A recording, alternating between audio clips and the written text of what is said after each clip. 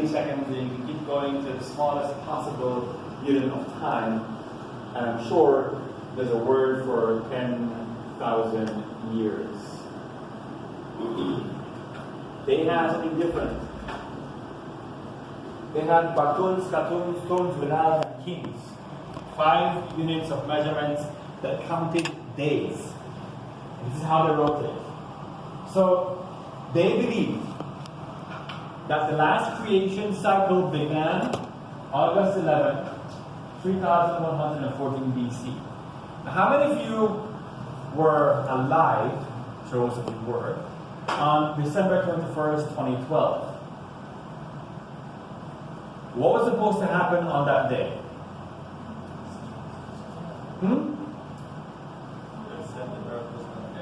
They said the world was going to end. Who said so? What people? Remember, there are no stupid answers. Who said so? Some newspaper reports. Now, the Maya never said the world was going to end. Crazy people in the US decided that the world was going to end and made a movie about it. For the Maya, it was simply the end of a cycle and the beginning of another. So 13000 would once again become 13000. So they didn't say the world was going to end. Now, this is how it's broken down. A king is 1 day, a winal is 20 days, a tun 360 days, katun 7,200 days, and a batun is 144,000 days. So when you have all 5 numbers together, you can calculate how many days after the creation date something happened. So it's like saying 3 million days after this date, this happened. This is how they wrote it. And they had different symbols for it as well, all depending on who wanted to write it and how. So let's just create a fictional date. We have 8 kings, 7 winals, 8 tuns, 14 katuns, and 10 batuns. And this is how you multiply how many days, how many days, how many days. And the total is 1,543,828 days after August 11, 3114 BC. And that date is Sunday, June 21st, 1114 AD. So when they find these dates on a monument, they simply say, oh, it is this date, this year. So it can be very precise. But if you have this day, and you also have the Tzolk'in date and the solar date, you have a complete calendar wrap. This is today's date. 13/06/9/11. The Tzolk'in date is 2 Chuen, and the solar date or the Habit date is 19/6. And that's how you write it. 13/06/9/11. Now, 20 years ago, you had to do this with pen, pencil, and a calculator. I can go online, type in any date, and they will give you this. If you want to get your birthday done, very easy to just look for the websites, put in your birth date, they'll give you your birthday in the long calendar. Very easy to do. Now let's look at very quickly at who they were. Look at their appearance first of all, what they wore. Very common for everyone, loincloths, very thin fabric. We live in a very hot and humid and tropical climate. So they wore whatever was comfortable. The women, if they wore the refill or something as a shawl, would sometimes just go completely topless and only have on like a skirt. And the men wore basic loincloths. But they also wore sandals as well. They weren't just barefoot all the time. Now, how do we know how they dressed? Because they left us images of how they dressed. This is from a mural at a site called Calakmul in Mexico. And it is a market scene. So we have 2 women here. Of the 2 women, which one of them is elite? The one in blue or the one in black? Why the one in blue? Why is she elite? She She's wearing ornaments. Her dress is expensive. Blue is expensive. She's covered in glitter. She has tattoos and bracelets, and her forehead is flat. While she's wearing this black plain cloth and only has one bracelet. The men were also very well adorned. They had loincloths and fabrics and feathers and headdresses. It must have been very hot to wear all this, but if you wanted to show that you had status, you did what you had to do. Now, they modified their bodies as well in very extreme ways. Standards of beauty have changed over time as to what they believe to be beautiful. First thing they did when you were a child was flatten your forehead. Now, how is that possible? How do you get a flat head without being naturally born with a flat head?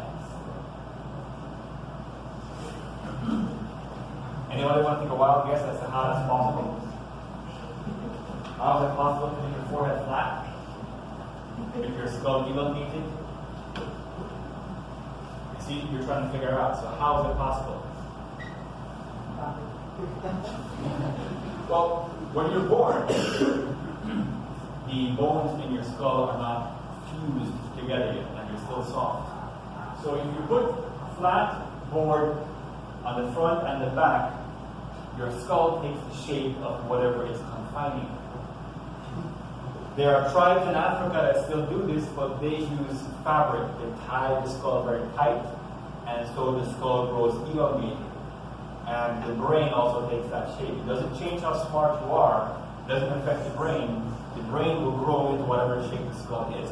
So when you see those long skulls online, don't jump to aliens. Because this is natural. It's possible.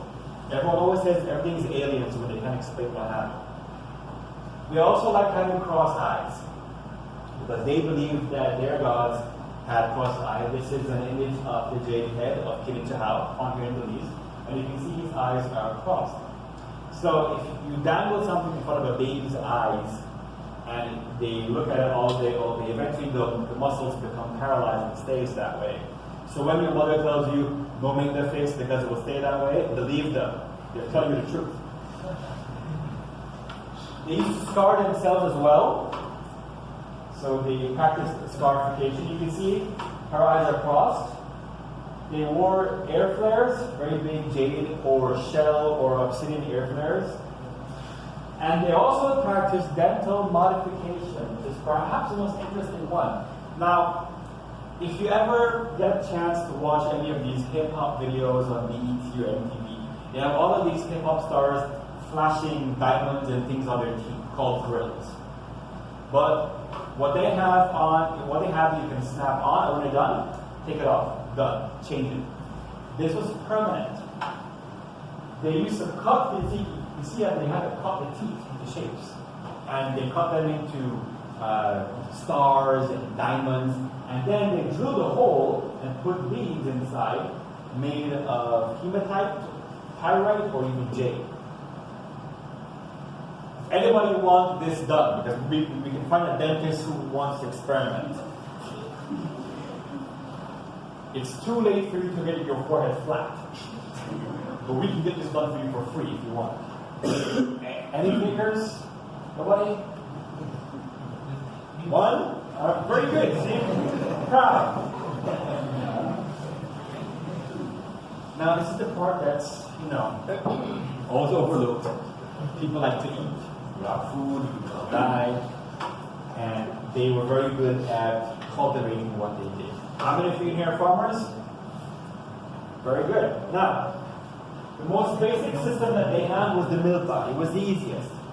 Large tracts of land, cut/burn, plant, crop rotation. Now let's say you live in an area that's swampy. Can you plant a milpa? Can you plant in a swamp? And don't tell me rice, because that doesn't count. Can you plant in a swamp? What's going to happen to the seeds you throw in there? They sink. Fish will eat it. So here's what you do. You make raised fields by going into the actual swamp, digging out all of the muck, and piling it up until it creates an island. And you create these channels, you can get into the canoes, fish can come and live, so now you have more food. And the soil is so rich, you can plant up to 5 times a year. But if you don't live in a swamp and you don't live where it's flat and you live where there is a mountain, what do? Can you plant in a mountain? Yes, you can. What happens when it rains? What's going to happen to all of your crops? What happens to the soil? It washes away. So you have to find a way to prevent that by building terraces. These are all terraces up a mountainside. They're basically just a wall. You build it, fill behind it with soil, build another wall, fill it with soil, all along the mountain. And in the area of Caracol, these things stretch for miles because they had to feed a lot of people. So it doesn't matter where they live, the ancient Maya found a way to cultivate food for their people. And we're going to look at some of the things that they used to eat. Now, I'm sure you can identify these 4 things. You should know the 3 basic staple crops, first of all, that the Maya ate. And one of them that was a cash crop that was important to them. What's this? Huh? Can't hear you. And this? And this? Pumpkin, also called? Begins with S. Squash. And what's this? Cacao. Now, is there anybody here who doesn't eat any of these? Should you do all of this, everyone? Alright. These are other things that they help to cultivate. What's this?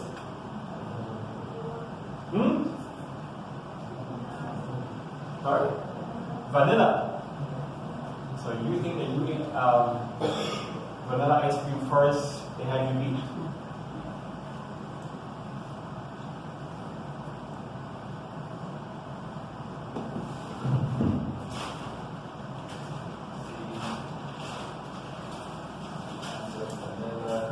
So you haven't even answered questions?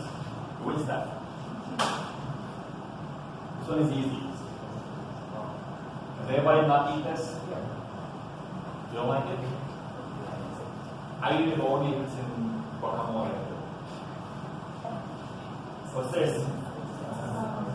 Cassava. This is interesting. What ethnic group is cassava associated with in Belize? Exactly. But they were eating it and cultivating it thousands of years earlier. Lamiago. This is the one thing I don't eat. Can't get past the color.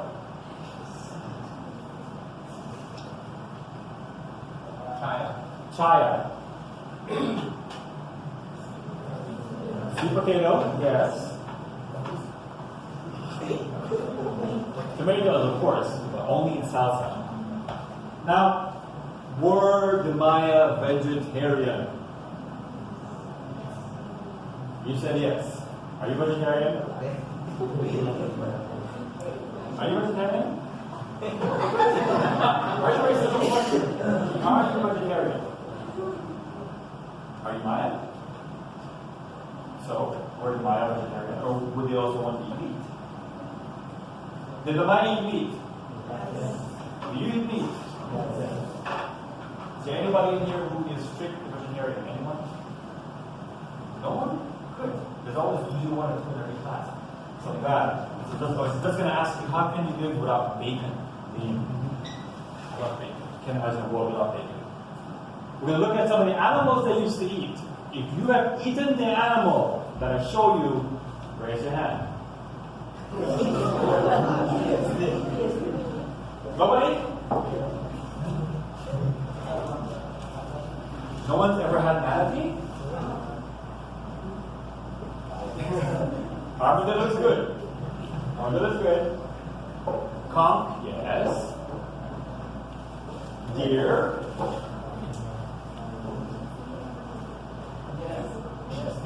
Wait, the Jaguar?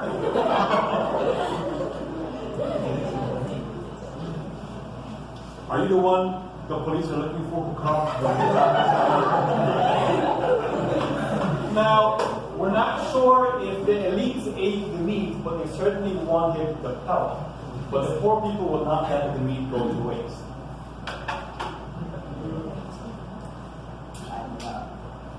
You have? Have you eaten tapir? How or why? You know it's illegal to hunt and eat tapir, right? I also ate tapir, so I'm just saying. But we ate tapir when I did because we killed it by accident and didn't want the meat to go to waste. When you work at the projects we work at, especially at Caracol, for 20-something days straight, it's beans, rice, and chicken every single day. Now, you do that for a few months, that gets very, very tiring. So, driving to Caracol at night, we hit something with a truck, because there's no light. When we came on to check, it was a nice size juvenile tapir. So he said, okay, are we going to eat it or leave it for the vultures? We're also hungry and don't have chicken. So we took it back to camp, cut it, seasoned, and next day we had a barbecue. It was good. Hot sauce makes anything taste really good, so yeah. Who's had rabbit before? Rabbit's good.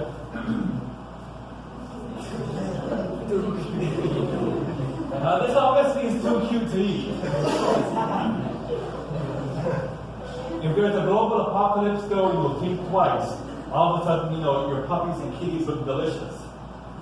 But this is the dog that they used to eat. Now. First of all, the dog isn't sick. It's a naturally hairless dog. And if you've seen that movie Coco, this is the dog that's in there. And his name is, who wants to try pronouncing this? Sholo, it's Quickly. So, say it. Faster. Even faster than that. Sholo, it's Quickly. Which is actually an Aztec word. So see, next time you have a dog, remember, you have a walk, you have Chirin, and now you have Sholo. Call your dog Sholo. Of course. They ate turkeys. You want us to have turkey before? And yes, they said a wild turkey. And this is exactly what they look like. Now, those are bees. But those are stingless bees. And of course, they won't eat the bees. What would the bees be used for? For honey. And in fact, bees still fly around everywhere today. So, now let's look at where they traded. Now, all of you in here, at some point, have participated in trade. Am I right? Do you trade? Who has never traded before? When's the last time you went to buy anything? You don't remember? What's the last thing you bought? Beans? Okay. What's the last thing you bought? Don't laugh, you bought beans. What's the last thing you bought? Huh? You can't remember. That means you bought beans for it. What's the last thing you bought? What's the last thing you bought? Can't remember. No one goes shopping. No one goes to a store, ever. What's the last thing you bought? Chicken? See? Good. What's the last thing you bought? Chicken? What's the last thing you bought? Water. What's the last thing you bought? Chips. All of these things are trade items. But now, when you trade for them, you give them money. But your beans comes from somewhere. The water comes from somewhere. The chicken comes from somewhere. The chips come even further away. But I saw someone who, I saw you had your phone earlier. I think you had a phone. Where does your phone come from? China. Okay, let's say it comes from China. How does it get here? How does it get from China to Belize? Shipping. Plane or boat. It takes you a couple of weeks.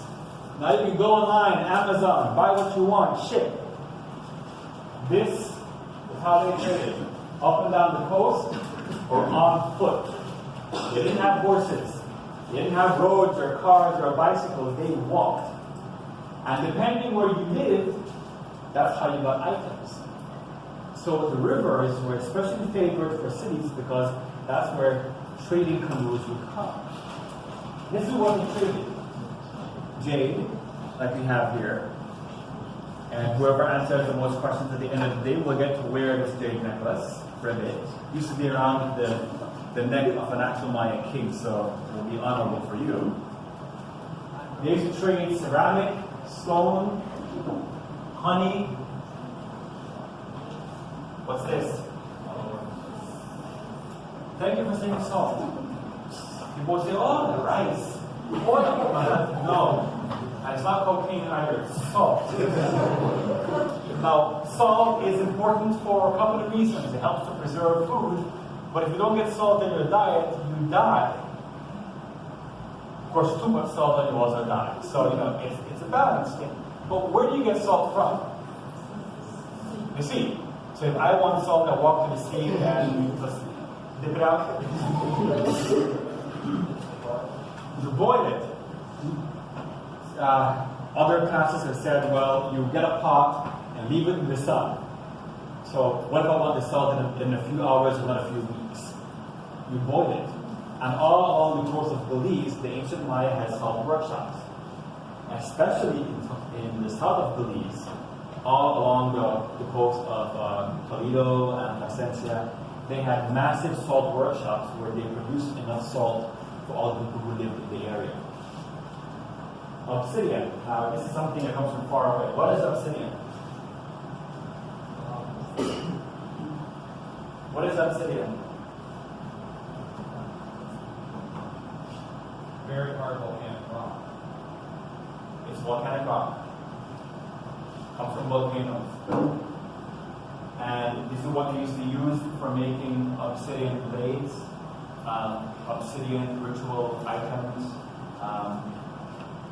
We have an example of a blade here as well that you can see after that they used to use for the different rituals.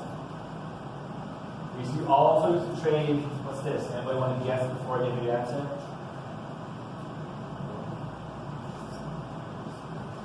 Stingray spines were very important in ritual elements, especially where piercing the body was involved. So this is something that they used to trade as well, and in some cases, the spine was actually carved. And this shows you part of the rituals that they're doing. She would likely have used this to pierce her tongue. So here you have a king and his queen. The king is standing with a torch, see the flames. She is passing a rope through a hole in her tongue. The rope has thorns, and it's bleeding onto a basket that has paper. And when the paper is soaked with her blood,